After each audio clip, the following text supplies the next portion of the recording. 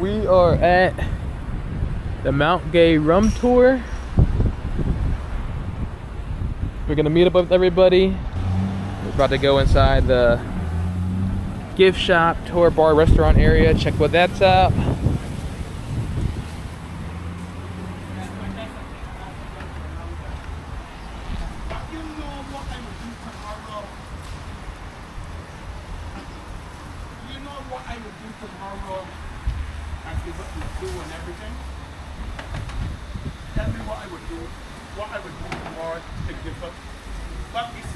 Outside the game. I'm sure there's better things. Well, that's a good one too. But I would love to play cricket. Yeah. We're gonna go check in, check out this gift shop, see what it's all about.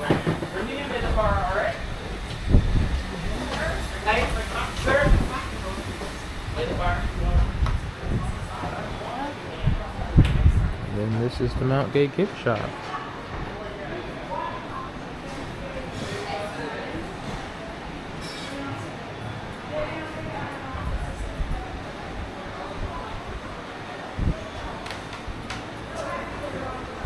Got a little fitting room thing right here to check to see the sizes you buy are gonna work for you. And past the gift shop is a bar area here.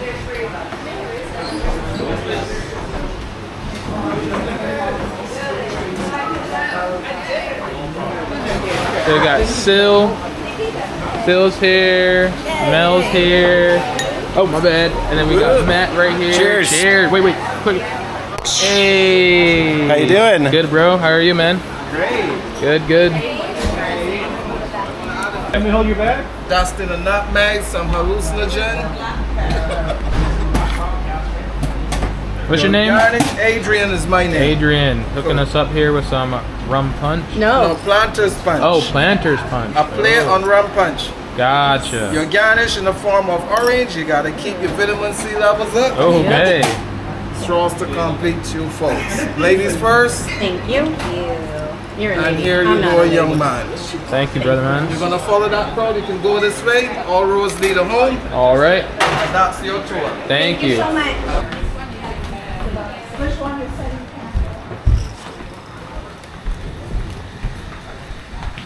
All right, so we're now about to start our tour.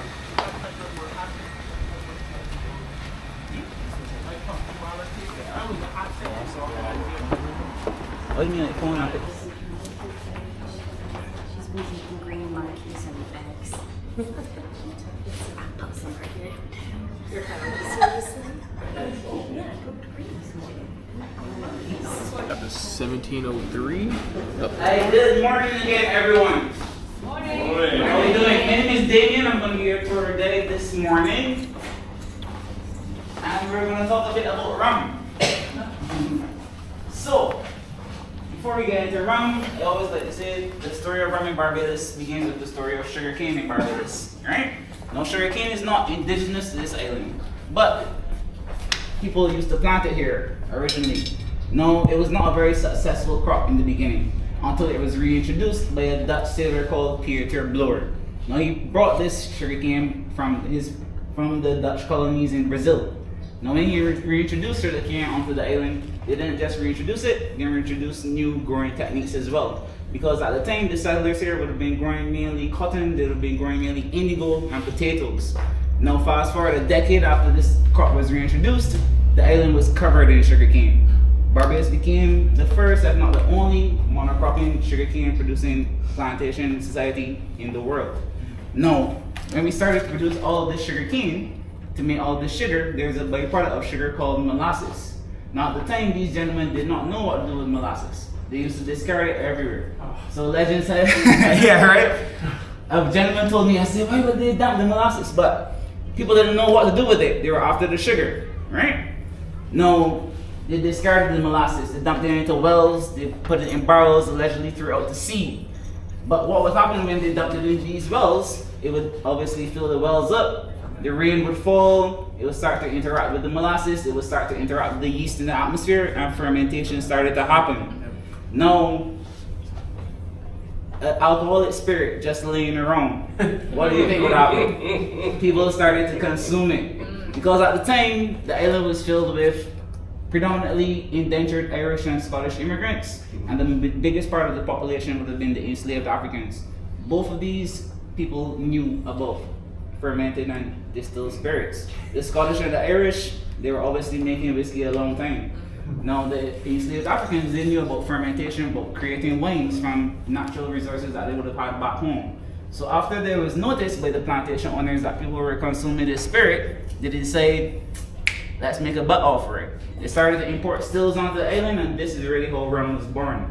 Now, this first rum that was being produced, not very good. They used to call it rum bouillon. It was supposed to make you rambunctious. Yeah, guys used to call it kill devil. They used to call it demon water. And I'm thinking, why would you drink it? You know, all of these negative names for it. But that's what used to happen. No, what really separates Montgay from other places, from other rum distilleries, I should say, or would be our deeds. Now, it says here Montgay is the oldest running rum distillery in the world, and it gives this date 1703. That's actually the date of our deed that is seen on a lot of our bottles. You'll see 1703. Now, that shows continuous rum production on what is now called the Montgay site from 1703. But we actually have a date dating even further back, from as far back as 1654. Showing that there was rum production on the site. At the time it was called the Mount Gilboa, all the way back from 1654, right? Now, this property was owned by a gentleman called John Sobers.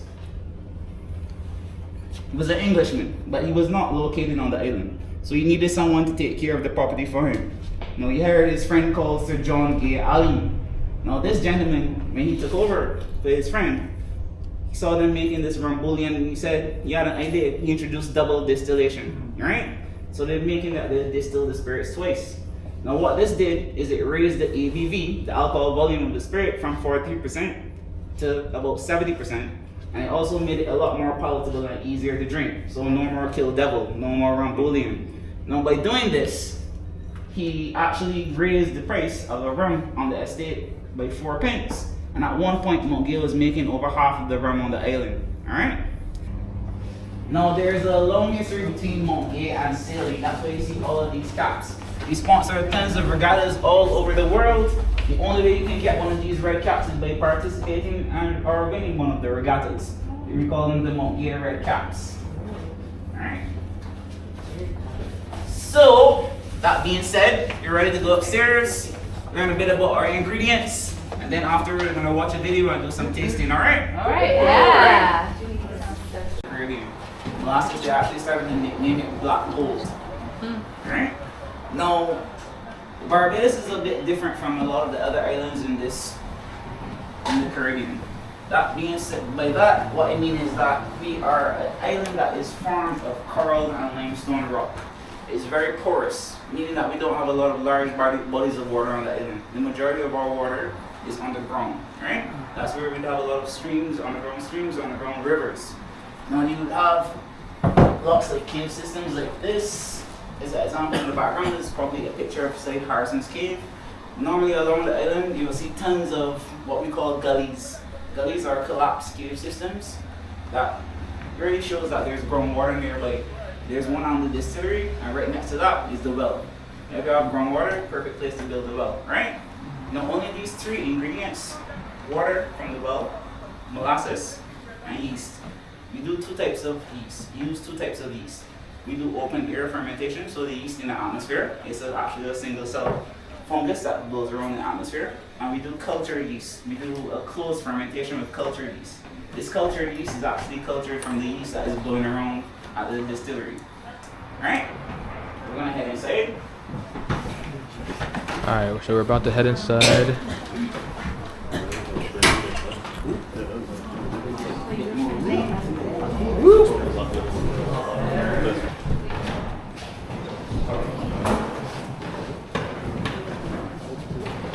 Alright, ladies and gentlemen, I'm going to let you guys head into the theater. I'm going to watch a short video. Okay, so we're going to watch a video first. Then we're going to do a rum tasting.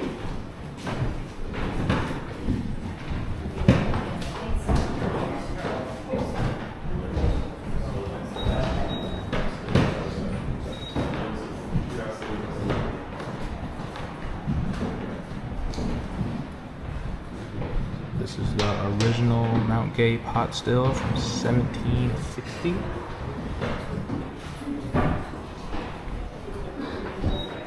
Then you got here different types of Mount Gay: silver, Eclipse, Black Barrel, the XO, and then gentleman himself, 1703. It comes from rich alkaline soils, bringing an acidity to the cane that imparts a warm, smooth taste to the rum. Caribbean molasses, on the other hand, contains a myriad of different minerals from the region. Using both allows us to combine their unique qualities to create a harmonious balance. Our water is filtered by the island itself. Deep below, coral limestone acts as a natural filter for the groundwater beneath, helping to emerge with complex minerality perfect for rum making. And we only use water drawn from our very own well, the same well we've been using since the very beginning. Next is fermentation. Here, sugar naturally present in molasses is combined with our water and yeast to be converted into alcohol. At Mount Gay, we ferment using our very own yeast, an heirloom strain cultivated from our terroir and passed down through the generations, each learning how to get the most from this essential ingredient.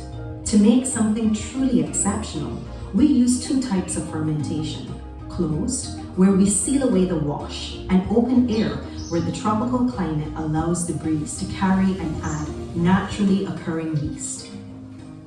This combination works together to create a liquid with a completely unique aromatic profile. And already, at this stage, we detect a wonderful range of flavors, from green apple to smooth banana, a pouring of toffee and ripe tropical fruits. We use a batch fermentation process which maximizes on our rum's character. At Mount Gay, this process takes a minimum of 72 hours when it could just take 24 hours. We use this extra time to create a layer of aromatic richness unlike any other rum. Now, we are ready to distill. During this process, we heat our liquid, producing a rich, vibrant scented vapor that is then carefully cooled and condensed before being collected as a liquid again, but one that is much more intense. It's truly a beautiful thing to see. We use two types of distillation: continuous in traditional column and double in pot stills. The pot still, a true mark of rum making, produces a rich aromatic flavor. The column still creates a rum smooth in taste and character. By combining both of these techniques, we create a rum that can only be Mount Gay. And when you taste it, you'll know exactly what we mean. Our Scottish double retort copper pot still produces a heavy, palate cleaning flavor. The Spanish Vergasa double retort copper pot stills, with their elegant, tall, slender necks, produce a lighter, more fruity flavor. The grassy, fruity, rich by the Scotch notes are produced by our traditional column still, while the full copper coffee still produces some herbaceous, grassy, and floral tones which add to our rums. The next step in our process is aging, where we rest our rums separately in previously used casks, each imparting unique flavors and qualities. First, we carefully select each barrel, and we have many to choose from, gathered from all over the world, including those that once held American whiskey, bourbon, and cognac. And then we wait, because here at Mount Gay, we like to say, it's ready when it's ready. We age all our rums here at the estate, making the most of our tropical climate. This allows us to accelerate the concentration of those beautiful flavors and aromas in our spirits. Our library of casks gives us a beautiful diversity of flavors, which are then carefully selected and blended. And finally on to blending. Here, Master blenders taste and select rums from different barrels, bringing them together to create the perfect Mount Gay blend. Some call it a science, we call it art. Many find it astonishing to discover that there is no recipe written down to create our rums. Instead, it's a combination of knowledge, passion, and skill passed on from one master blender to the next. Becoming master blender has been the journey of a lifetime. Following over a decade in the spirits industry, I spent 5 years as an apprentice with my predecessor before I was ready to take over this craft and make it my own. And carefully select and blend each rum. But I can't do it alone. And my team is dedicated to preserving our long heritage, creating rich and flavorful rums while preparing for the future. It's this expertise and this mastery that ensures every bottle retains the signature character and profile of Mount Gay. And so, with every sip, you'll know exactly why ours is a rum unlike any other. It's the moment knowledge is combined with curiosity, and passion meets dedication. It's distinctive, unique, and impossible to replicate. This is more than a rum. This is Mount Gay.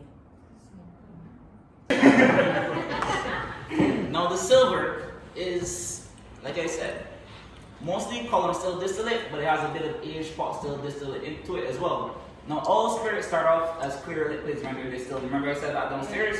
But once you add a bit of aged distillate to this, it's going to give it some color, right?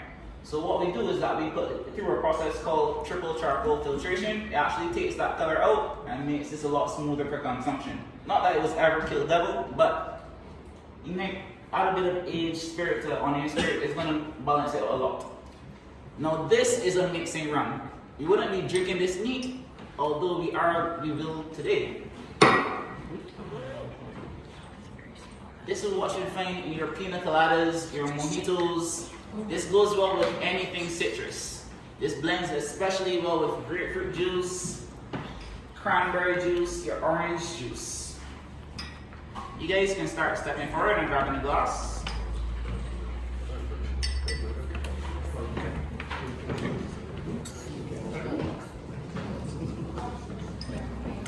Wait for the other. You guys drink your stuff first. Yeah. Lord, be ready to die. Wait, not yet. Alright, so guys, Mount Gay silver. Like I said, it's predominantly a mixing rum. Also, remember using drinking rum, you're gonna just tilt the glass slightly and coat the glass around the side. Try to avoid twirling it. There's a time and a place for everything, not the time, not the place. You know, some of you may actually twirl it already, but that's really a wine technique. It's the agitation that brings the wine, it brings the alcohol to the top. It's gonna give you let you know the characteristics in it. If you agitate the wine is only like what, 15% ABV, some of them the most. Our rum is 43% ABV. So when you agitate the ethanol and you smell it, it's gonna give you the taste. So we're on rum number 2, which is the Mount Gay Eclipse. As I showed you previously, we are going up the line from silver to Eclipse to the black barrel, the XO, and then the 1703. Every monster blender will be Eclipse. Eclipse was first released in 1911. It was named after a solar eclipse that was visible on the island in the year 1910.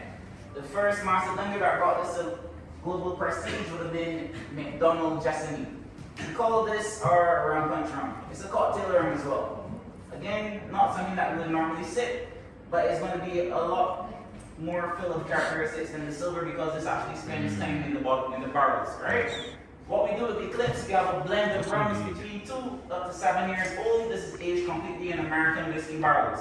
It is filled with Mount Gay's signature characteristics. That you're ripe banana, you're going to get some almond there, a bit of mocha, a bit of vanilla as well, right?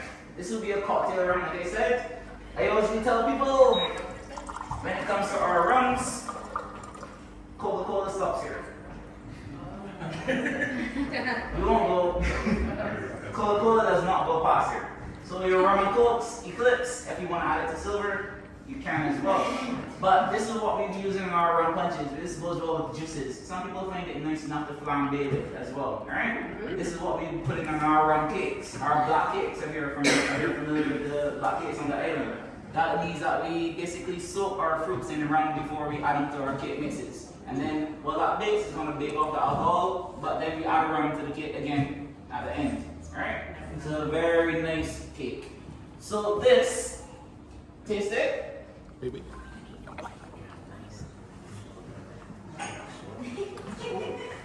It's going to be a lot better already. We're actually going to taste a bit of the barrel. It's going to be it's going to get a bit of a sweetness. I saw that face, you might be like myself. I tend to find the silver a bit smoother than this, to be honest. This gives me a bit of a bite. But usually when people get to the barrel, it starts to get a little better. It'll get better the longer we go. Alright? How's the eclipse, guys? It's good. It's good. Like I said, this wouldn't be normally drunk. We drunk with ice or meat on the end. People will be mixing this. So your juices, your rum punches, your welcome cocktail that you all would have gotten when you came in, the Flatter Punch, eclipse again. Alright?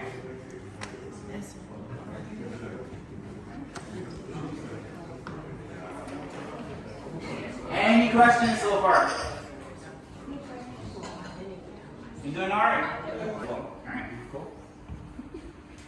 Next up, black barrel. Now, black barrel is where we tend to get a bit more on the premium side of our spirits. If you find these on your market, black barrel would be considered premium. It'd be a lot more expensive than it would be in Barbados. Now, we bottle our rums here at 43% ABV, but for the UK and the US, Eclipse, Black Barrel, and the EXO are bottled at 40% ABV. So they're a little bigger, right? I guess you guys are a bit more sensitive.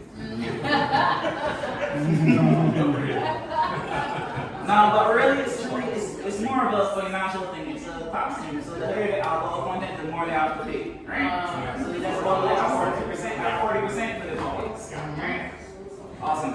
Now, Black Barrel is also where I find that whiskey and bourbon drinkers start to enjoy the rum a bit more. Now, we age Black Barrel in 2 barrels. It starts in the American whiskey barrels. We have blends in here between 3 up to 7 years old.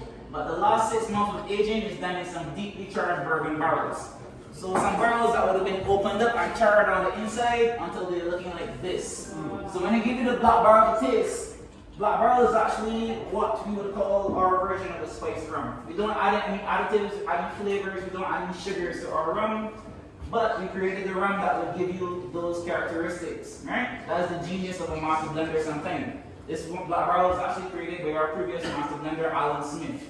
So when you taste the Black Barrel, it's going to be almost sweet at front, without being sweet, and you're going to get some spicy, smokier notes at the back. That's from the charring of the barrels, right?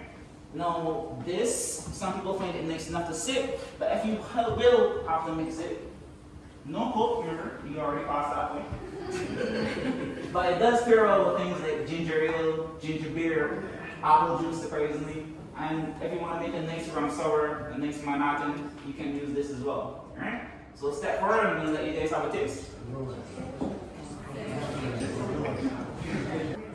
Alright, ladies and gentlemen, Black Barrel. No, like I said, this is where the whiskey and bourbon drinkers usually start to enjoy this, the rum tasting, right? On the nose, it's going to be sweet at the front. It's going to be sweet at the front of the palate. You're going to get a bit of spiciness at the back. Heavy on the vanilla, that's the charred barrel. Getting lots of spiciness, a little smokiness, again, that's the charred barrel. Nice enough to sip on its own, but it pairs well with things like gin. Perfect to marinate in many ways. So your pork, your chicken, you get all of that Black Barrel flavor. It's going to break the alcohol off, obviously, but it's going to keep the flavor from the actual spirit. I'm trying to get Matt in some of these, but he's like. You know what it is. This you will usually get with this would be toffee, lychee. There's a bit of ginger bark in here as well. How's it? Yeah, best one so far. Everybody says it gets better as we go along. Yeah. So you two are still shaking. I'm sorry.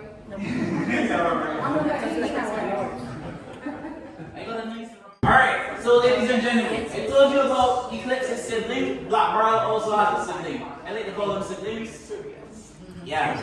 So you're gonna notice slightly different label. This has a black label, right? Now this is called Black Barrel Cask Strength. Any of you ever heard of the cask strength spirit before? Yeah. Mm-hmm. So cask, yeah, you know, you can see that glimmer in your eye. So cask strength basically means it's bottled close to what it is in the barrel, right? This is actually a picture of inside one of our bonds. American whiskey, bourbon, French, but these ones that you can actually see here with all these white labels, if you actually visit to visit the distillery, enter one of the bonds, you'll see barrels with white labels on them. Some will have red labels on them. The white labels shows that they came from the column still, right? If they have red labels on them, that means they come from the pot still. But any of the bonds would usually have a lot more white label spirits in them than the red label, because we call it continuous column still distillation, because once the column still starts, it runs 24 hours non-stop. So we have a lot more column still distillate than pot still distillate. But like I always say, and the master blender says, a little pot goes a long way, right? Remember, we're still talking about spirits. But back to the cask strength. Now this has the same aging range as the regular black barrel. It's actually the same spirit. It's just a higher ABV. This is bottled at 66% ABV, right? So for you from the US, that is like 132 proof, right? But this is such a beautiful spirit. It's actually my second favorite rum. It is nice enough to sip if you can handle it, but if you can't handle that fire, not so much of a fire as a warmth. It's like a nice warm hug that it's going to give you, right? But if you don't want that warm embrace, just add a little ice cube to it or a little bit of water. You get all of the flavor without the clinch. Guys, step forward and have a taste. Years old. It also has triple cask on the label. By triple cask, it means we age it in 3 different barrels. We start in American whiskey barrels. We do bourbon barrels in the middle. Rum is easy. And then to enhance the sipping experience, it's finished in some French cognac barrels. So when I say that XO is the perfect sipping rum, I'm not lying, right? So give it a try. Let's see for yourself. Is it good or is it good because So it's a blend between 5 and 17 years old. So this is the one I brought to the blend last mean that we take, because we always say we're going to see all these barrels inside our homes, right? But we always say that these are rum. Some flavor spirits, some 6, 7, whenever she needs up to 17, she blends them. Then her teams, they get together to do a ton of tasting. You're gonna be a big girl this time. Okay. Wait. I keep getting goosebumps. You guys are like going too fast for the video. Wait. Ooh. I like that. All right.